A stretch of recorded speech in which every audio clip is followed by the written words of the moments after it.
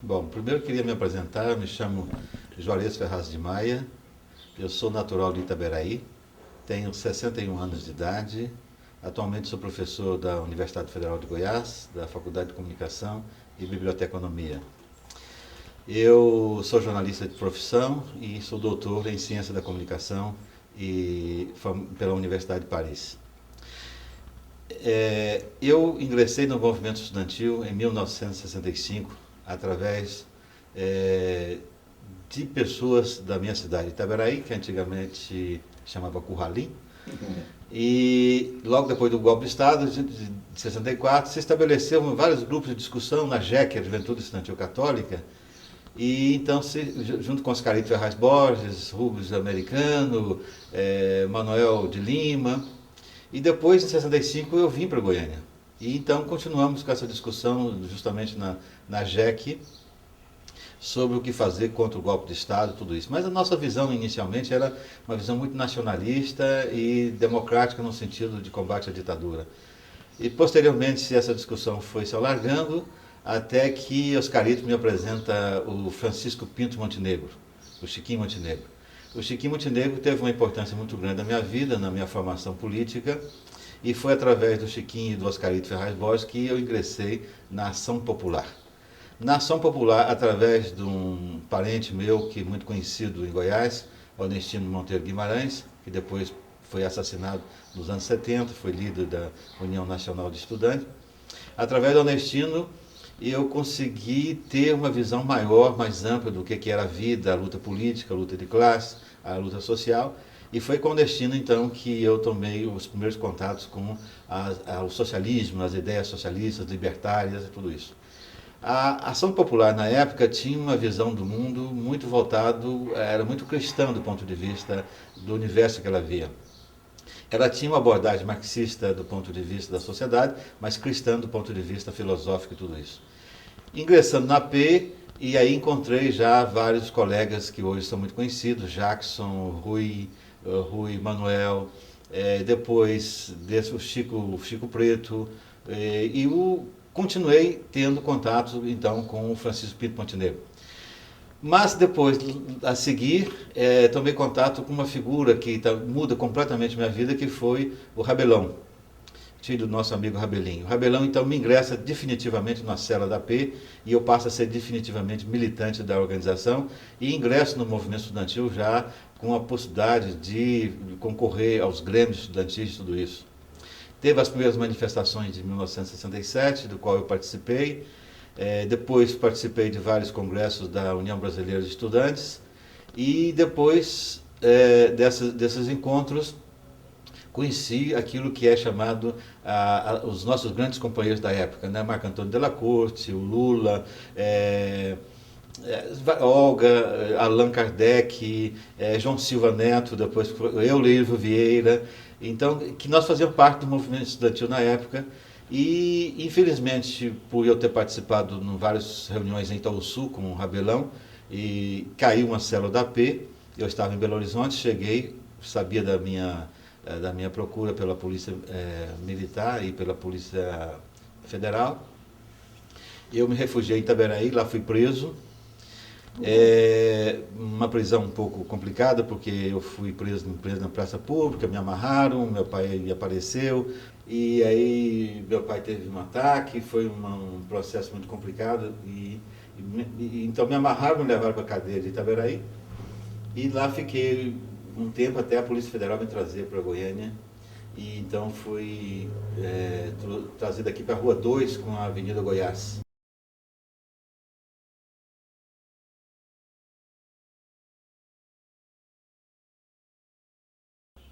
Em 64, na verdade, eu era um simples estudante secundarista lá de Itaberaí. E o golpe mexeu conosco no sentido de que ah, era um grupo de estudantes, né? Oscarito, Manuel de Lima, Ferdinando, Paulinho, e depois tinha dois ou três professores que discutiam conosco a questão do golpe, o momento que o Brasil estava passando, mas eu não tinha nenhuma participação política, eu era muito novo nessa época, eu devia ter 16 anos mais ou menos, né? Então, a minha participação política foi posterior ao golpe, foi 65, 66 para frente que eu começo a militar na Juventude Estudantil Católica, e já em 66, fim de 66, 67, eu que tenho uma participação mais efetiva com a militância na Ação Popular. Eu tentei várias vezes os colégios públicos, mas não sei o que aconteceu, eu tive que ir trabalhar naquele momento, né? E fui para o Fernando Noronha. Fernando Noronha? Fernando Noronha, que era um colégio do União Albernaz. Era um colégio pequeno à noite, que eu estudava à noite. E foi dali que nasce a militância da Nação Popular.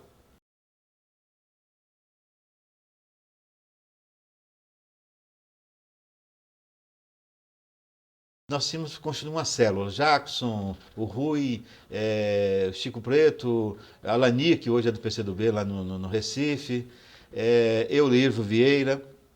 Então nós tínhamos a célula e o Rabelão era o nosso coordenador. Depois teve o Oswaldinho. E também participou conosco a Marilda, que e nossas reuniões eram feitas na casa do Rabelão, era feito na casa do Omar, era feita na casa do Chico Preto, eram reuniões clandestinas, onde a gente estudava as teses, né?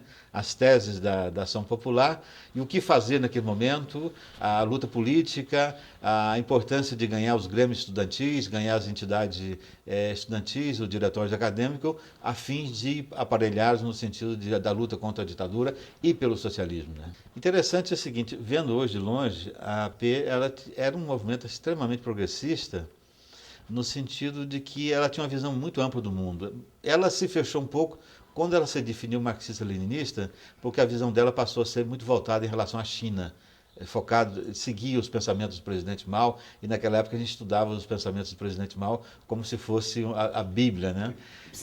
Como se fosse a Bíblia. E lembro até hoje que um carro que a gente estava atolou, e o Rabelin, então, começou a empurrar o carro, ele e outro. Rabelin estava com os pensamentos do presidente Mao debaixo do braço, aí o carro saiu da toleira, ele tira o pensamento do presidente Mao e diz: pensamento do presidente Mao é foda, né? Então, tudo era o pensamento do presidente Mao. Acho que a PEI, ideologicamente, ela se fechou no dia que ela passou a seguir a China como ponto de partida ideológico. Ela tinha uma visão humanista, socialista, muito bonita. Hoje, você vê os documentos da AP, é um movimento, é muito progressista, muito revolucionário, muito libertário.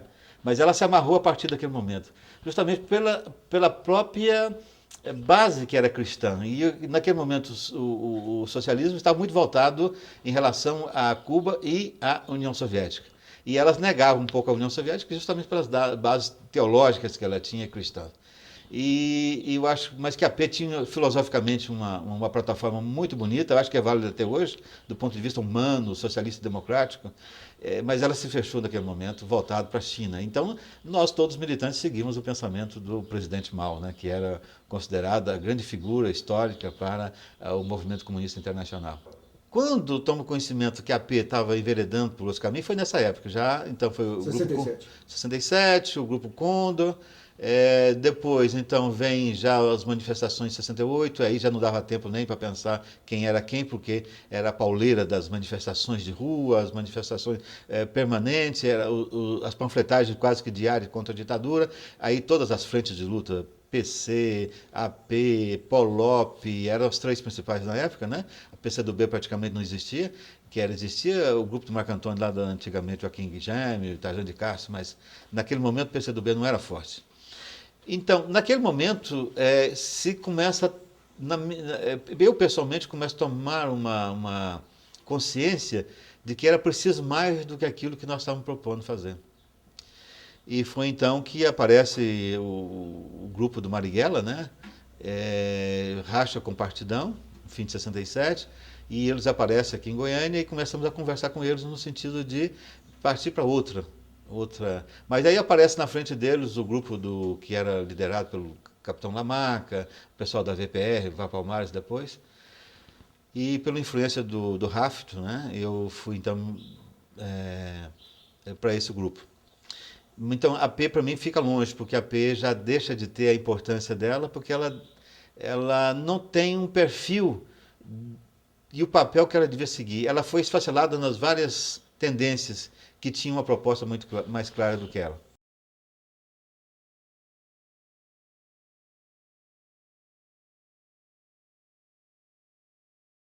Eu tive a primeira prisão em 67, depois nós fomos presos juntos, fui preso junto com o Marco Antônio Della Corte.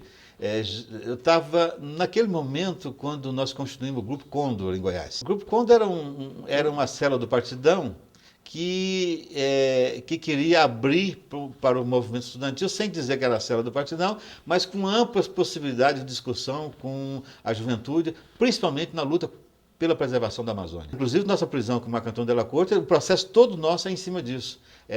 No sentido da defesa da Amazônia, defesa contra os grileiros internacionais. Era um manifesto extremamente atualizado. Eu estava lendo um processo que eu consegui no Supremo Tribunal Militar, é uma luta pela defesa dos interesses nacionais. Então, esse grupo Condor, que era dirigido pelo Izu, o professor Izu, tinha mais militantes do Partidão, mas tinha outros também da AP e tal, era um grupo aberto, né?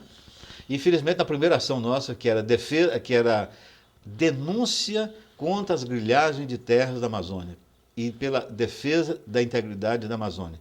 Então, nós fomos presos distribuindo esse panfleto na Rua 68, Marco Antônio Della Corte e eu. Você lembra da posição do delegado? Aceitou o documento e disse, mas não tem nada porque que esse menino está preso aqui.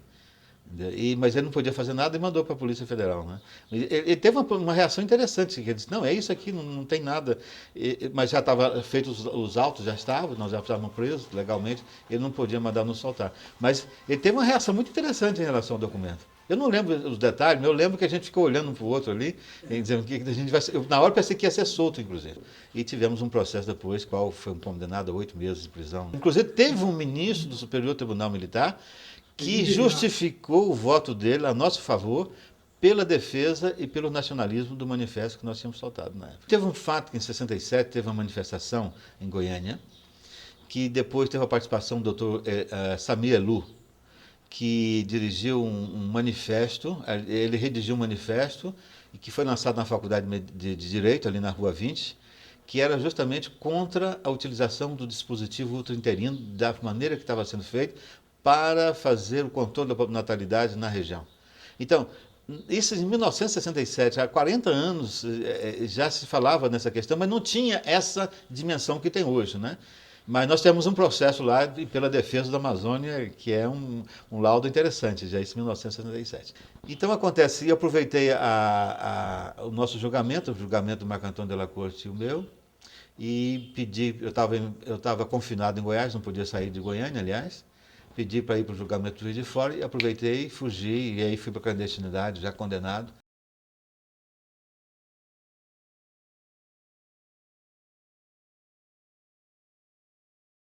Eu fui para o Rio de Janeiro e lá me deram um contato num restaurante Espaguetolândia.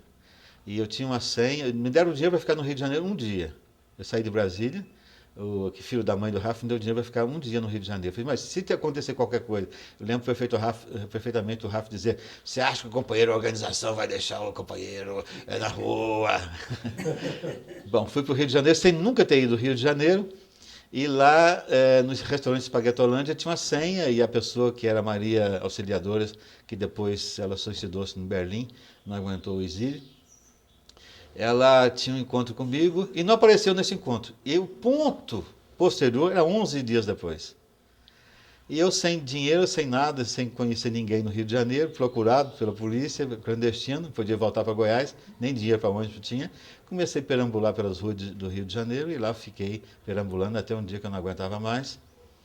Eu marquei um prédio assim em Copacabana, tinha um prédio, marquei o prédio, entrei no prédio, apertei o primeiro, era o quinto andar, o primeiro apartamento que tinha em frente, eu toquei a campainha, apareceu uma senhora assim, carioca, gordinha, baixinha, eu disse para ela, senhora, eu estou passando muito mal, estou morrendo de fome, meu pai é do interior, estou aqui para estudar, não mandaram minha mesada, eu estou muito mal, eu queria que você me desse um prato de comida.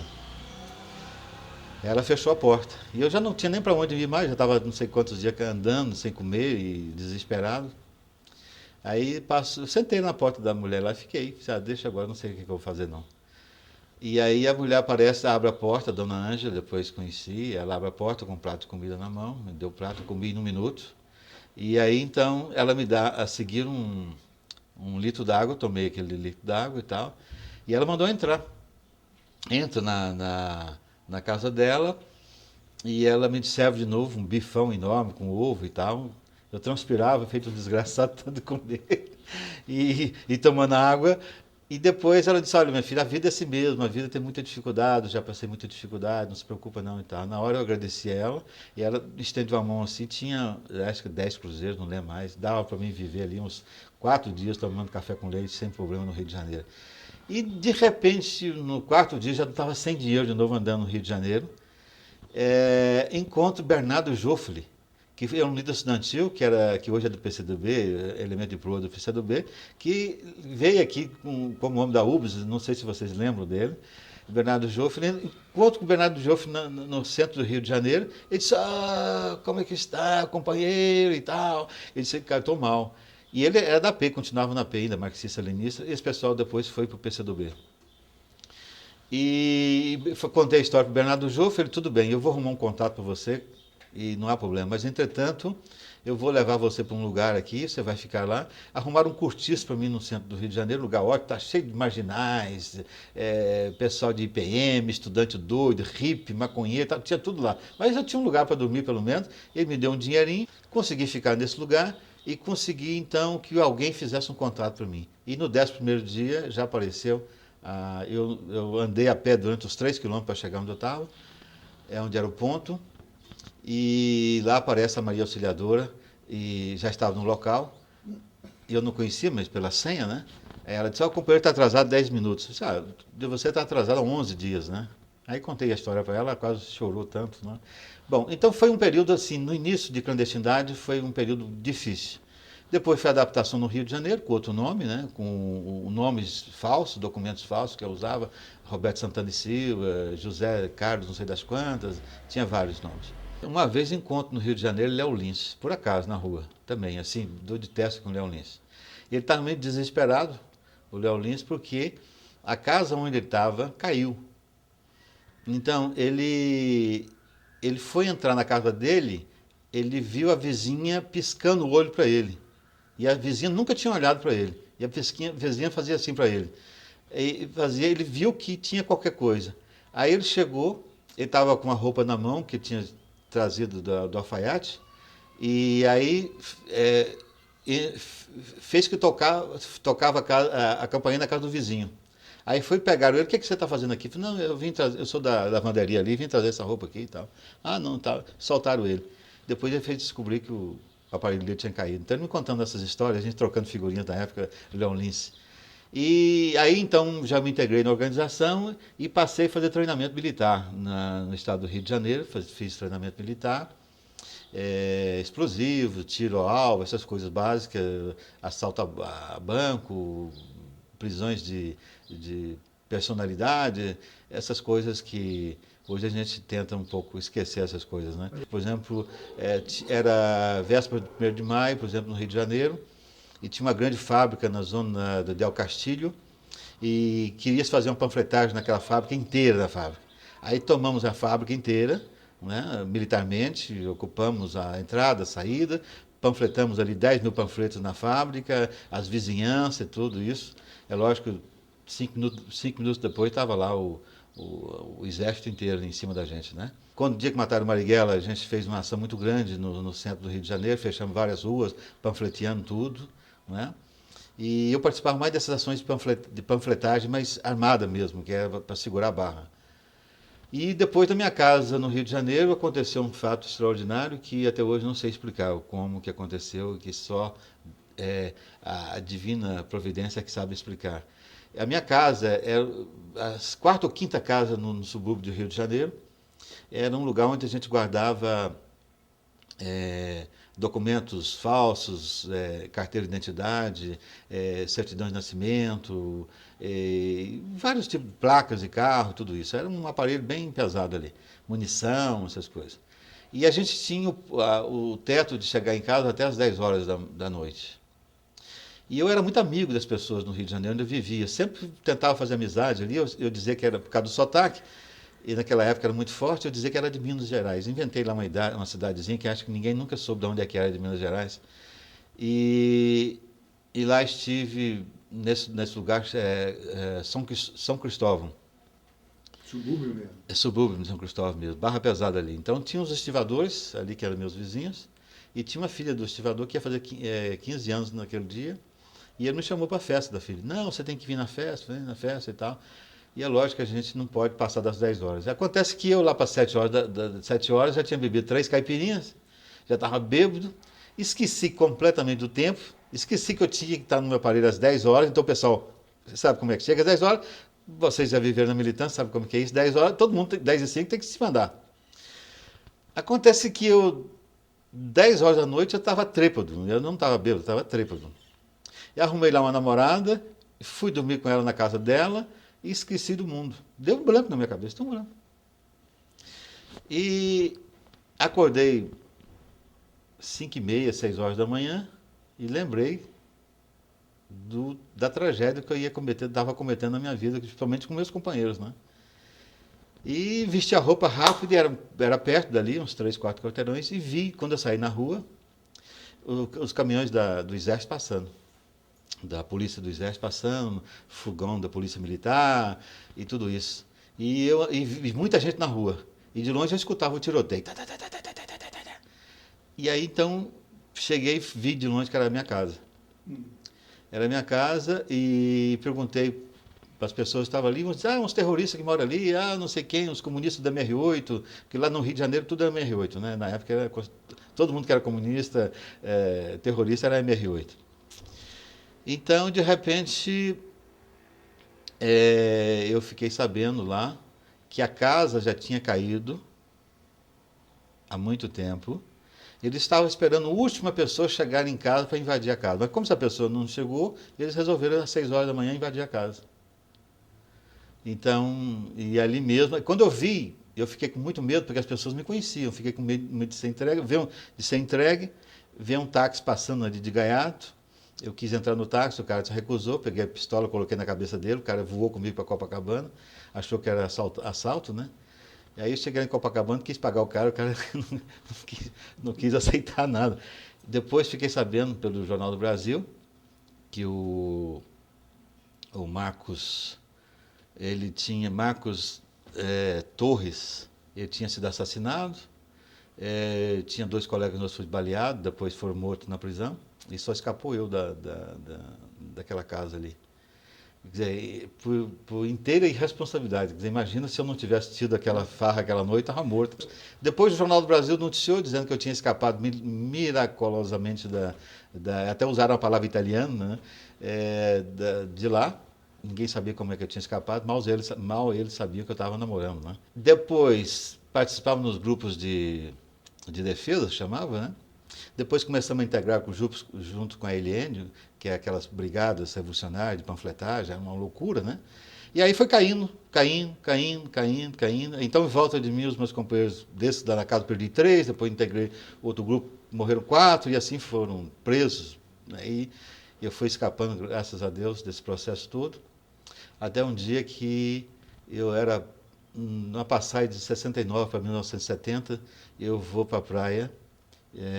Não tinha lugar para dormir, não tinha nada, estava um desespero, a casa tinha caído, outra casa minha tinha caído também, aí lá morava sozinho, e porque me avisaram, olha, sua casa caiu, porque fulano caiu, já entregou tudo, não volta lá na sua casa, tinha assim, assado. Daí acabou, você estava só com o documento e mais nada, o dinheiro que você tinha, sempre você tinha um ponto alternativo, né?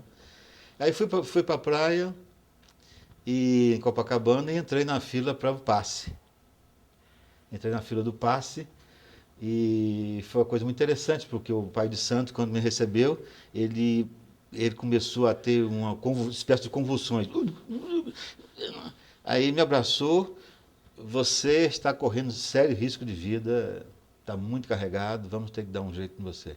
E me tirou do lado, assim, o canto, até fiquei com medo na hora. Me tirou daquela fila grande, me tirou ali, me entregou para outra pessoa, outro pai de santo. Lá fizeram um trabalho comigo, lá de passe, não sei das quantas. Aí me aconselharam a ter mais cuidado, porque não era a hora da minha passagem, mas se eu podia ser, eu ia perder muito de mim, das pessoas que estavam em volta de mim, que eu ia fazer muito mal, ia ser uma coisa muito ruim. Então eles estavam preparando Nunca esqueço isso. A partir daquele momento, minha cabeça muda um pouco, porque as pessoas que eu nunca vi, não sei de onde, me falam aquelas coisas, é impressionante. Aí, quando fizeram os vários passes, depois eu fiquei. Me tiraram minha camisa, né? Deram um banho em mim, me molharam todo, me deram banho. Depois fizeram um banho de charuto, de fumaça.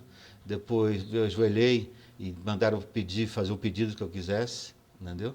Eu fiz o pedido, aí pediram para me jogar umas flores no mar, joguei as flores no mar e tal. Disse, agora pode ir em paz que você está bem. E eu fui embora. Então, mas não parou, mas aí já era 70, né? Qual foi o pedido? Eu fiz pedido para não ser preso, né? Se ser preso fosse morto antes de ser torturado, né?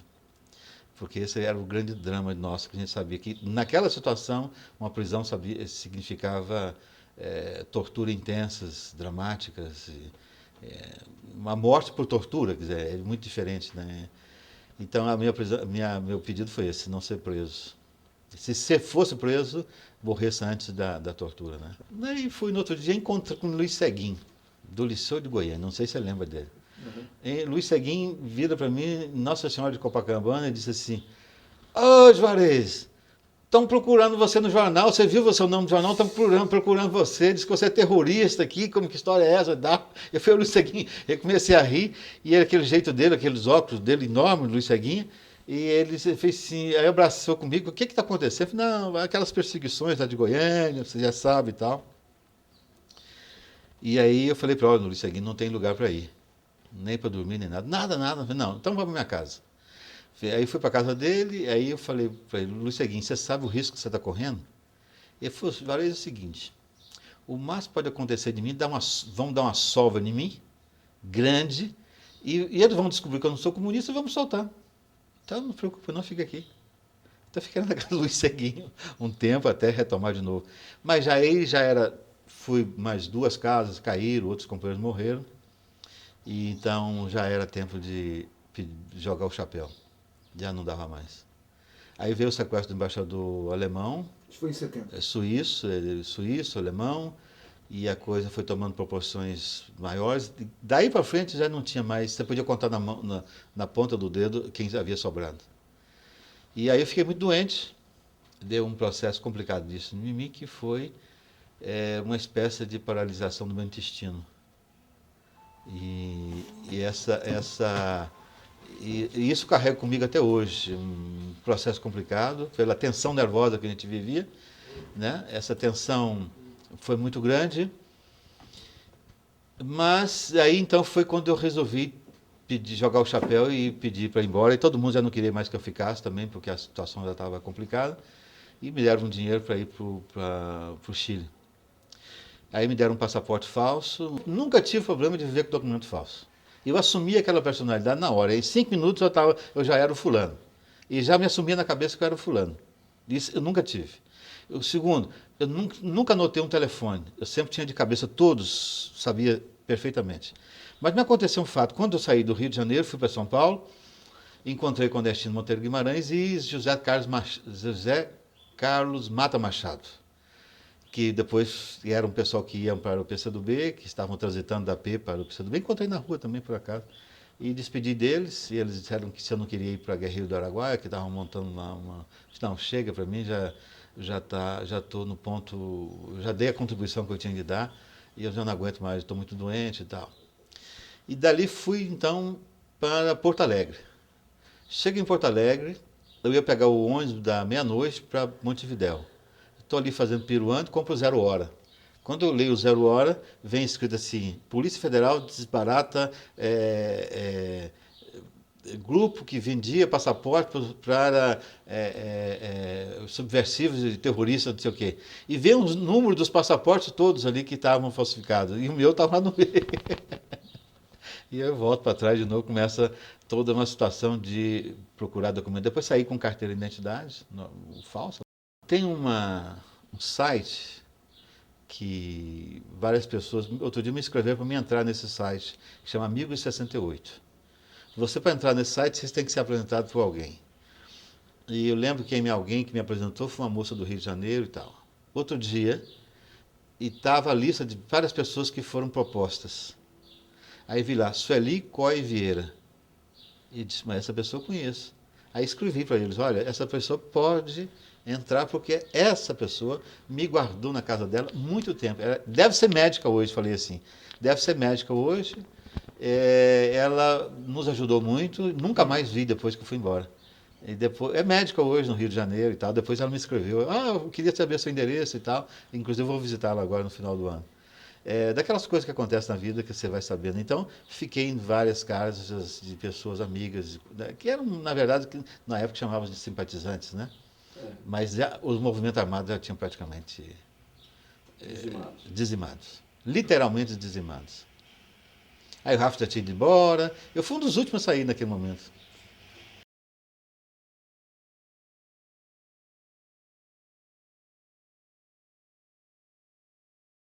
De Montevidéu fui para Santiago do Chile.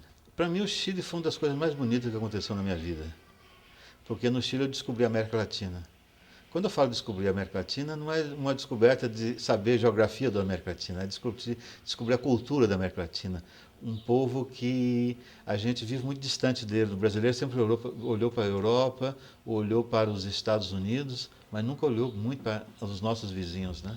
E de repente, na universidade onde eu estava, tinha nicaragüense, tinha porto-riquenho, tinha hondurenho, panamenho, argentino, não sei das quantas, e as manifestações de ruas no Chile eram frequentes. E eu comecei a descobrir a América Latina, Cortázar, os escritores, as músicas, o vinho, né? O chicha, uma bebida horrorosa que tem no Chile, que quase mata a gente, e o pisco, né? O pisco sour é uma bebida maravilhosa, só que você tomar 3 copos você morre, né? Você cai duro. E fui descobrindo coisa, a penha, o tipo de vida do povo latino-americano. O Chile, para mim, foi uma descoberta. Eu estava na universidade, estudando, na Universidade Católica, estudando, e trabalhava numa empresa de publicidade, que arrumaram para mim lá alguém do Partido Socialista. E ingressei no Partido Socialista chileno. Era um militante ativo do Partido Socialista chileno, daqueles assim de carteirinha. O Partido Socialista chileno é um partido social-democrata que existe desde o início, final do século XIX e tal, início do século XX, que tinha uma base republicana do ponto de vista filosófico, mas que a partir dos anos 50 foi radicalizando um pouco mais e tem uma tendência marxista muito forte.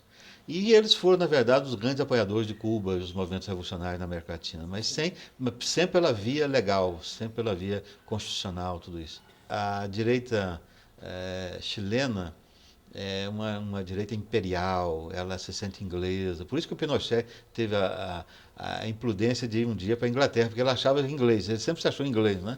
E que não ia acontecer nada com ele, né? Então, era conscientemente de direita. Eles nunca iam aceitar aquilo mais do que foi. Inclusive, aceitaram a unidade popular naquele período. Mas com Miro ou sem Miro, além de ia cair, iam ser mortos. Né? O Miro foi um elemento a mais, um peão a mais. O César Maia era nosso colega. O César Maia jogava no nosso time lá, né, de futebol. O Rafa era o capitão do time, o César Maia era o mais briguento de todos, eu era o goleiro do time. E tinha esses famosos aí hoje que estão no poder, vários deles lá conosco, né, na época no Chile. E a gente jogava futebol, era muito bom. Marco Aurélio Garcia, bom, não vou falar não. Não, era assim, não tem que falar nessas coisas. Marco Aurélio Garcia era muito pernóstico, né? Ele usava cachimbo, então ele tinha uma maneira de falar e tal. Hoje, quando eu vejo ele na presidência ali levando as bordoadas, eu quase morro de rir, né? Zaca, casado com uma chilena, lá no Chile, conheci ele no Chile na época. Mas o Zé Carioca era bem mais velho que eu, então a gente quase não se encontrava pela idade, né? Essas coisas. Havia sempre uma diferença de idade. Mas conhecia o Zacariote lá e convivia com ele. Depois ele era casado com chilena, Jorge Michel, que era casado com chilena também, a gente se encontrava na casa do Zacariote, do Michel. Então eu conhecia essas figuras todas no Chile, era uma boa convivência e também com as pessoas não conhecidas do Chile, que hoje, dos quais eu sou amigo deles até hoje. Eu participava de uma brigada do Partido Socialista na época, que éramos 200 homens, que seríamos aqueles homens que estariam no centro de Santiago em caso de defesa do Palácio do Presidente. E fazia parte comigo nesse grupo o Rafael de Falco, que era um militante da ELN, o Matheus, E vários outros companheiros brasileiros que faziam parte do mesmo grupo. Era um grupo de 10, nós éramos 5 brasileiros e 5 chilenos. E no dia do golpe, quando foi às 5 horas da manhã, veio o alerta dizendo que o golpe estava sendo, já havia, a Marinha já havia tomado Valparaíso, então nós saímos para as nossas posições. E nossas posições eram chegar ao centro de Santiago, primeiro buscar o material, né, defesa e de ataque, os equipamentos militares, e em 2 carros. E nós tínhamos a nossa posição, onde chegar, o local certinho, tudo isso. Fomos para a casa desse chileno, buscamos lá a ferramenta toda, o armamento, saímos nos carros, só que a gente não conseguiu nem chegar no metade do caminho. Isso já devia ser mais ou menos 9 horas da manhã. Os helicópteros já estavam bombardeando a gente, já estavam cercando a região onde a gente estava. E dali para frente, então, havia 2 posições. Eu fiquei com os chilenos, havia a posição dos brasileiros, mas eu naquele momento fiquei com os chilenos. A posição dos chilenos é: olha, nós não temos munição para enfrentar isso. É melhor a gente parar por aqui. Então havia a posição do pessoal nosso brasileiro que achava que não, que a gente tinha que enfrentar e tal. Mas no meio daquela discussão na rua, carro parado, tiroteio, confusão, bombardeio, não dá nem para. Aí vem logo um bombardeio, um tanque bombardeando a gente. Bom, aí foi cada um por si, Deus por todos. E aí então cada um saiu para um lugar e finalmente então a gente conseguiu, eu fiquei com 2 companheiros chilenos, a gente conseguiu romper uma barreira do exército naquele momento, porque a gente já estava cercado, não tinha jeito. Todo mundo, quando eu falo cercado assim, era o caos total e absoluto, bombardeio, e eles estavam matando indiscriminadamente, e eles já tinham identificado a gente como foco de resistência. E não era só nós os 10, mas tinha os outros companheiros também que já estavam dirigindo para o local. E outros populares que começaram a reagir com o que tinha na mão. Um caos total e absoluto. E, bom, a gente conseguiu escapar lá para uma região, fomos embora. Jogamos fora tudo ali no Rio Maputo. E agora é a tristeza de jogar fora aquele armamento todo, né, dentro do rio para escapar. É uma tragédia, né? E aí, bom, finalmente conseguimos sair bem da região. E aí fomos para a casa de amigos meus que eram franceses, e lá também desfizemos das coisas. E dali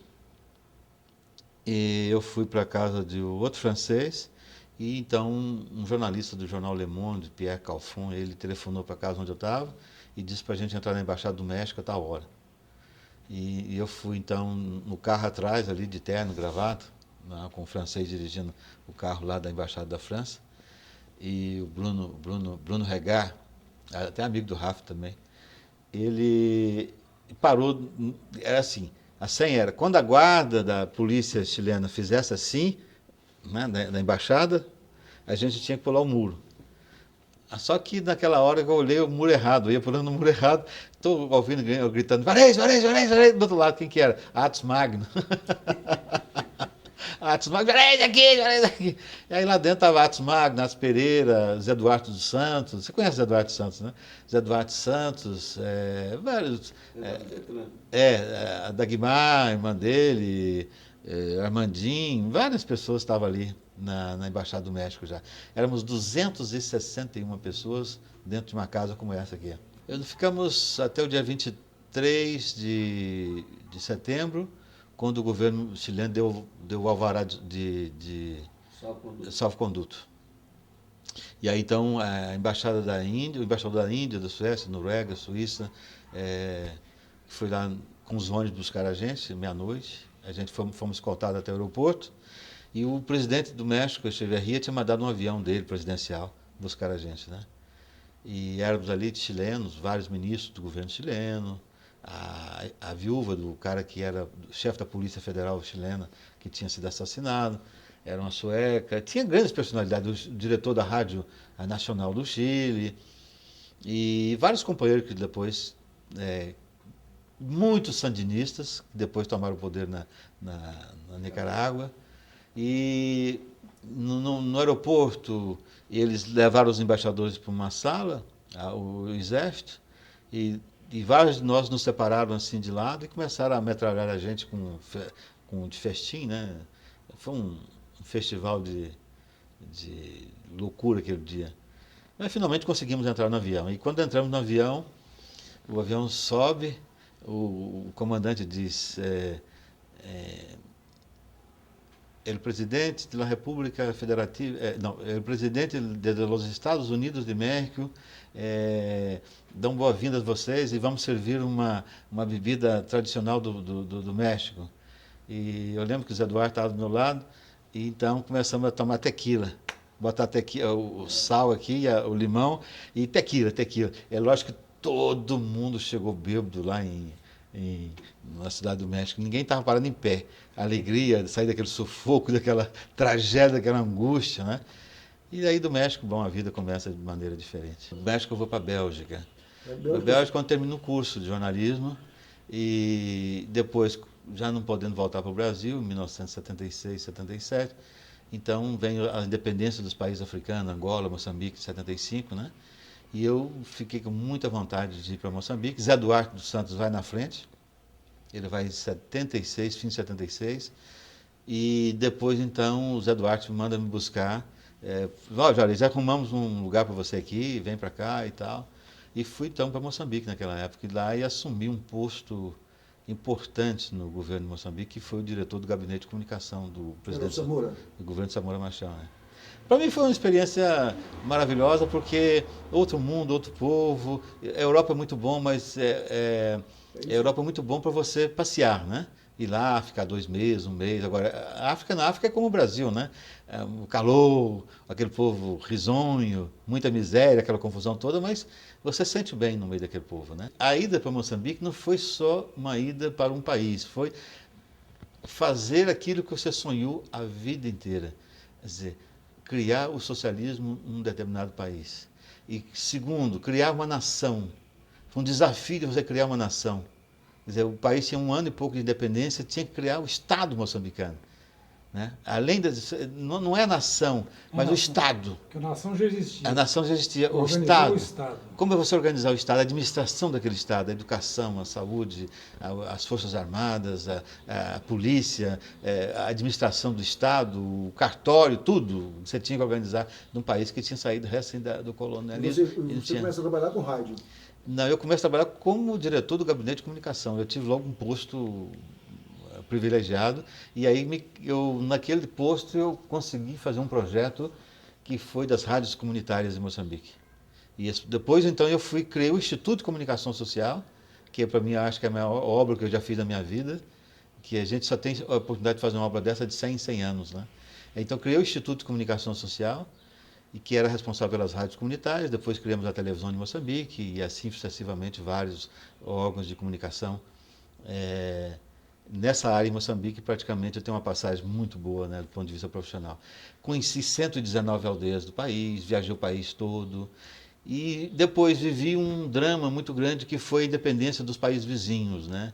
Porque quando Moçambique torna-se independente, o jogo de xadrez na África muda completamente com Angola e Moçambique, porque a União Soviética de um lado, os Estados Unidos de outro, os Estados Unidos apoiando na África do Sul, a apartheid, e apoiando a Rodésia do Sul.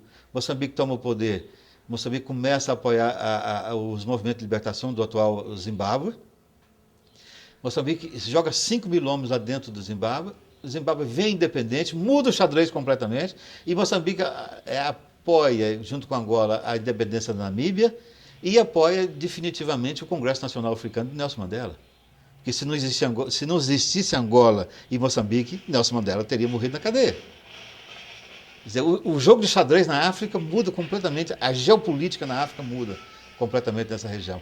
E Moçambique começa a ter um papel importante, junto com Angola, na organização da Unidade Africana, no xadrez da geopolítica internacional, fazendo com que os países fossem não alinhados. Né? Foi nesse momento que então, os países não alinhados têm uma força muito grande, junto com o Nehru da Índia, na Ásia, que tinha sido morto, que foi criado o movimento dos não alinhados. Então, a geopolítica muda com Moçambique e Angola, completamente na África.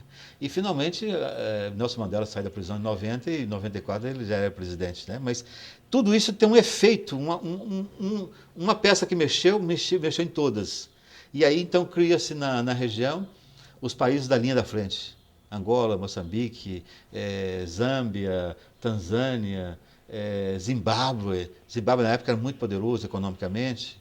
Então, para enfrentar justamente o poder do imperialismo na região. Então, a ida para Moçambique não foi apenas um sonho, foi criar um Estado e participar de uma geopolítica que eu nunca imaginei na minha vida que eu pudesse participar de um jogo de xadrez daquela envergadura. E participando ativamente como elemento de Estado, como homem de Estado, né?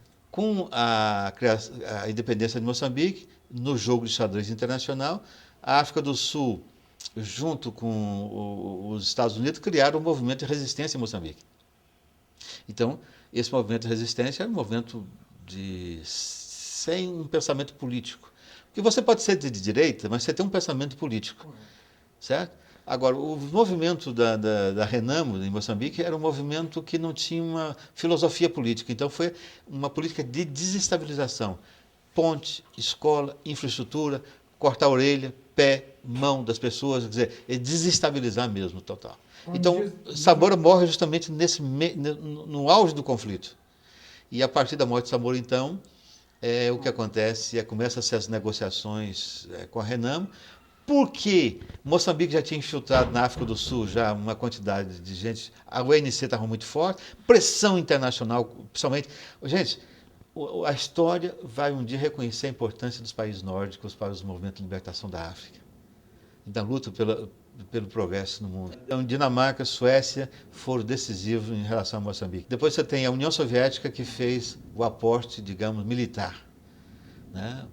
O aporte militar da União Soviética é muito grande, formação dos oficiais, academia militar, treinamento principalmente do armamento sofisticado e transformar o transformar aquele bando de guerrilheiros em soldados regulares num exército pelo menos de 30 mil homens. Eu falo sempre dos países nórdicos porque eram países capitalistas, né?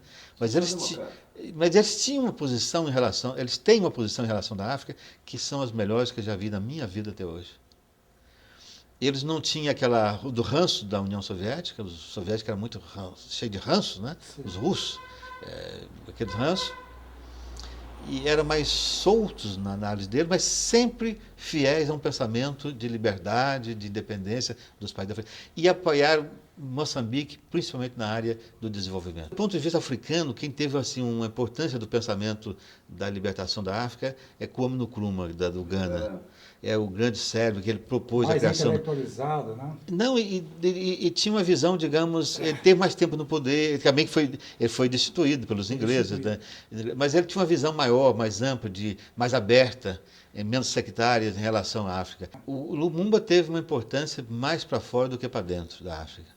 A importância do Lumumba foi no sentido, porque Lumumba, com o assassinato dele, praticamente ficou restrito a alguns apoiantes deles, que eram Kabila, que depois Kabila tomou o poder do Mobutu. Esse pessoal vem tudo da época de Lumumba. E depois, Argélia. A Argélia treinou todo mundo que hoje está no poder na África, pelos movimentos de libertação, treinaram na Argélia, inclusive Nelson Mandela. A importância a libertação da Argélia foi muito importante. Muito importante para a África negra, muito importante. Digamos, a independência da Argélia, para mim, foi uma das coisas que marca antes e depois da independência da Argélia para os movimentos de libertação. Samora Machel, Agostinho Neto, toda essa gente treinou na Argélia, todo mundo. É onde treinava. Eles não iam depois, não iam nem para Cuba, nem para a União Soviética, iam treinar na Argélia. Só depois da tomada do poder é que os oficiais da guerrilha iam para a escola militar em Moscou. Mas todos, antes da tomada do poder, foi a Argélia. Tudo. Aí você pode ver a influência da Argélia assim, em toda a região. Em 79 eu estava criando o Instituto de Comunicação Social em Moçambique e eu não tive coragem de voltar para o Brasil naquela época. Só vim cá no fim de 79 para regularizar minha situação documental. Regularizei e voltei 3 meses depois. E lá fiquei até 1987, onde consolidei a criação do Instituto de Comunicação Social. E depois, quando foi em 87, volto para o Brasil, definitivamente. Por que volto para o Brasil? É coisa complicada, porque eu estava muito bem em Moçambique, do ponto de vista ideológico, do ponto de vista político, do ponto de vista financeiro, muito bem. Mas havia sempre aquela peso nas costas de quem era exilado, querer um dia voltar à sua terra. Então, voltei para o Brasil e fiz aquele concurso no FG em 87. Isso que eu estou dizendo, voltei em fim de 79, vocês estavam lá no aeroporto, tem até retrato lá com o pessoal, Baterli Guedes, Estava todo mundo. não, todo mundo lá, Rabelinho, eu lembro até hoje.